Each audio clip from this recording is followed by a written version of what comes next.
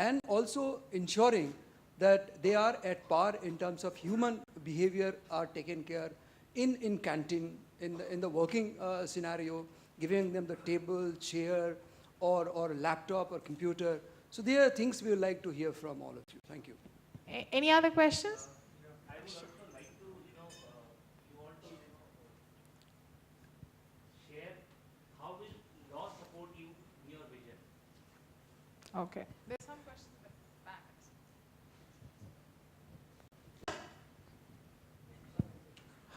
I'm Raj, President Blue Dart. See, in Korea and industry, we outsource many of the jobs as well, not only the staffing, but the jobs.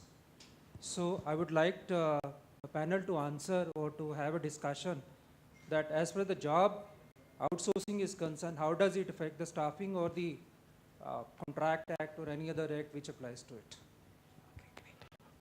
My question specifically to Prashant, and I've done heading talent acquisition for various organizations. Flexi staffing usually is not the gamut of the talent acquisition team. It's relegated to the business, and there are multiple reasons for it.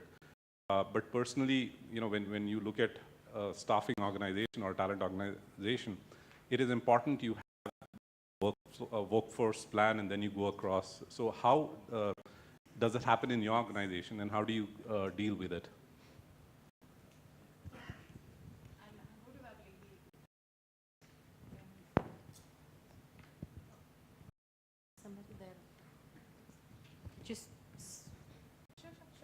Hi, I'm Jayashree. I'm working as an independent professional in learning, coaching, and HR.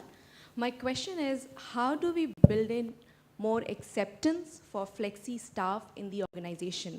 We cannot ignore the fact that permanent staff is a crucial part of the organization because of multiple reasons, continuity, or they bring in certain skill set, or for the vision and long-term growth of an organization, you need them.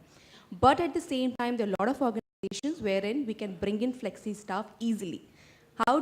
Is it a top-down approach should we follow? Is it the leaders who are going to bring in the change, or just having framework or regulatory system is going to help? So that's my question. Just a simple one. How do you balance the intellectual property and other security needs of an organization with the challenges of, and then again, there are organizations who need both specialized flexi staff and have very high intellectual property concerns. So how could you effectively balance those and take care of the security concerns around that? Sure. One last question. Yes. Yeah. My name is Saurabh Srivastava. I'm heading the HR and IDS Infotech Limited, which is a Mohali-based organization. I would want this panel to throw some lights because we are into BPM industry, ITS industry, and we have a lot of youngsters. We provide them trainings. And flexi staffing concept is a boon to us in some other way, because to have the high-end talent and the kind of projects and assignments that we get from the clients, that comes very strategic to our even hiring strategy. But what I have experienced and over the period of time is that even the youngsters, the young college graduates who are coming out, they are not adept to this mentality yet of flexi, fixed term based hiring or flexi staffing, because they have seen in their households their father must have been a government employee, and they have gone into that mindset itself that there needs to be a permanent job. Yes, there are exceptions to that.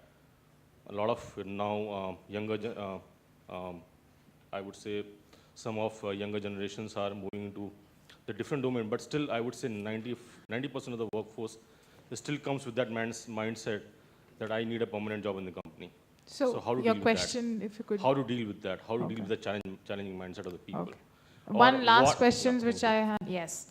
Hi, I'm Rahul from SourceGain. My question is, with the gentleman said, it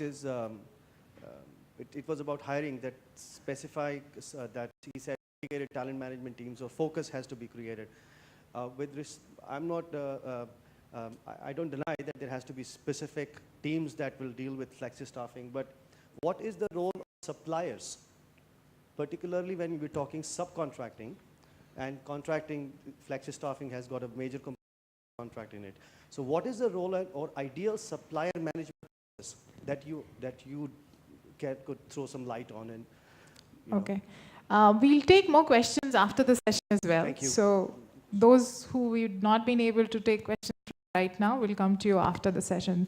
So what are we going to do right now is that each panelist will probably share the perspective for 3 to 4 minutes each, and then we'll again come back to responding to specific questions. Does that work? Yeah. Sure. So Prashant, would you like to start?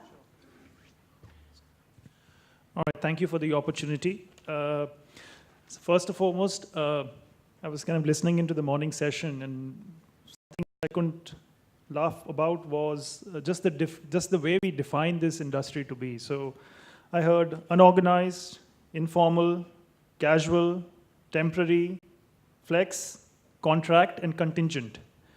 At least the ones which I picked up. I'm sure there are perhaps more definitions or names for it. As long as we all understand we're talking about the same thing, I think it's important for us to get that. It was also something which I heard, and I think this gentleman touched upon it, the reasons why organizations do this. I was reflecting the list of the reasons which I jotted down. I perhaps noticed that everybody else was talking about it, but I didn't have it on the top of my list, which was cost. Reasons for doing this is cost, and unfortunately it wasn't on my list, but I quickly added that to my list, make sure I have a full list. So the reasons started with what I call something core versus non-core. I think the gentleman was alluding to it. And it isn't necessarily that it is non-core for me forever, or it isn't core for me forever. It is about maybe it starts at being something which is non-core, but over a period of time, it may become core for me. And I don't know, given the uncertainty in the business climate and the environment, how long will it take for it to become core? And therefore, I'm choosing to start in a flexi staffing, temp staffing, whatever you want to call it.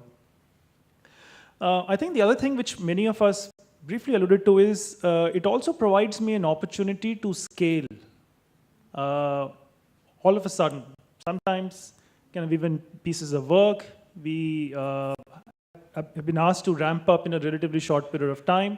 Not just having your own talent organization, but your extended partners create that opportunity for you to scale. So therefore, you use temp staffing not just for core versus non-core, but even for core because you want to scale in a relatively short period of time, which may not be possible otherwise. I think it certainly provides the flexibility. Just for context at Sapient, we manage over multi-million dollars of payroll for these contract workers, multi-million dollars globally. It is intentional. It is by design. It provides us the flexibility that we need when there are good times and there are not so good times. So it kind of creates that flex. And finally, costs, which kind of brings an interesting perspective. There's this rule of 3, which many of you may have heard. Fast, good, and cheap. You can only have 2 of the 3. You can't have all 3 at the same time. So you can either be fast or good, will not be cheap. It'll be good or cheap, will not be fast. Or it'll be fast or cheap, but not be good. I think that's the challenge we have to solve, which is how do we get fast, good, and cheap?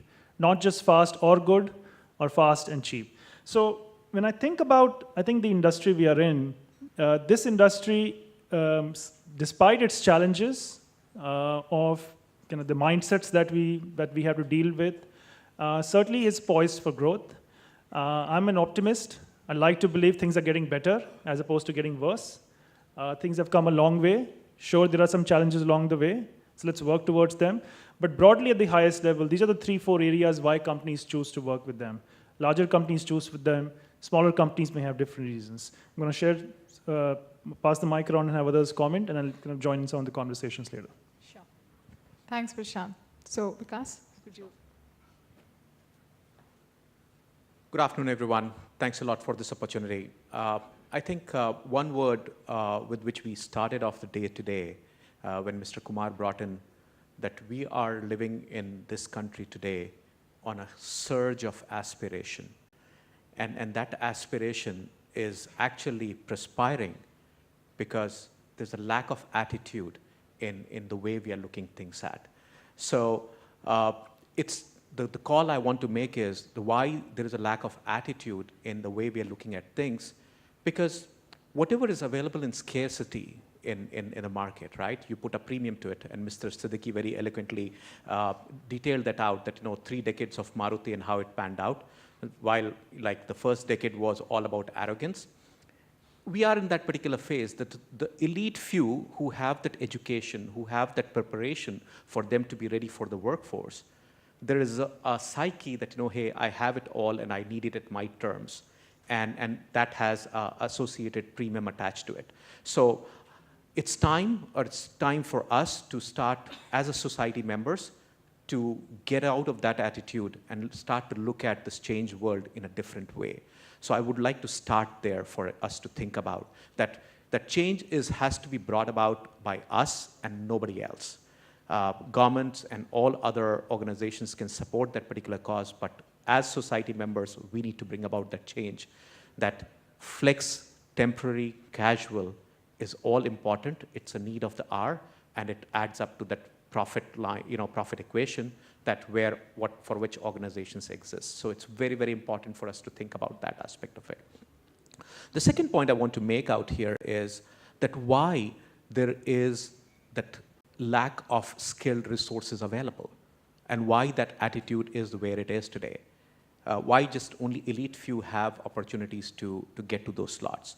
Because there are not enough educators available to impart that education. We've heard of healthcare industry talking about scarcity. I can talk about construction. Huge amount of scarcity of electricians, plumbers, masons, or for that matter, even just regular workers. To go to an extent of going into high-end institutions where people believe that we have so many engineering colleges and they're just closing down because they do not have enough faculty to fulfill those classes or provide that education. So, and then if you come to think about it, India today is known as an destination for services industry. But come to think about it, if there is a dream of Make in India has to be realized, if the dream of Clean India has to be realized, you need people who are skilled to do those jobs. And I see an opportunity for flexi organizations to start looking at education as an industry and see how they can fulfill that need of educators in the institutions where they are. And that will help not just industry, but the society on an overall basis. The second point I want to make is why there's a taboo about flexi jobs, because they're not permanent in nature. That's one side of the story. But think about it. Do we not see enough attrition happening in organizations? We've heard numbers of 22%, 35%, and so on and so forth. Why do those attritions happen even with the full-time equivalent jobs? Because people are not in a position to fulfill their aspirations with doing the quality job. And it's important for people to understand that if they choose to pick up an assignment in a flex environment, it's about the job. It's not about the role and so on and so forth and associated benefits of it. I think the associated benefits are available to people. We need to just think about how do we position those jobs in front of people to say that it meets your intellectual capabilities, and that's the reason why you should be thinking about these kind of assignments. So it's time for us to change the message, and that's the way we can start to think about how this industry can expand. If US can grow from a 10% contingent worker population to today 40%, I think my numbers are somewhere off, but 2020, they're expecting that the 40% of their workforce will be working on only the contingent hiring. And that's happening because there is a change in attitude with the way people look at jobs and what organizations can afford and not afford. So that's one aspect, the other aspect to look for. The third aspect which I want you people to think about is the change of technology. And how mobile and technology is bringing about the change on an overall basis. So I'm not sure how many of you heard of this platform called Kaggle or Exprify. And if you think about some of these platforms, these are crowdsourcing platforms. These are the platforms where individuals don't need to have employed on the roles of any company. Companies go onto these platforms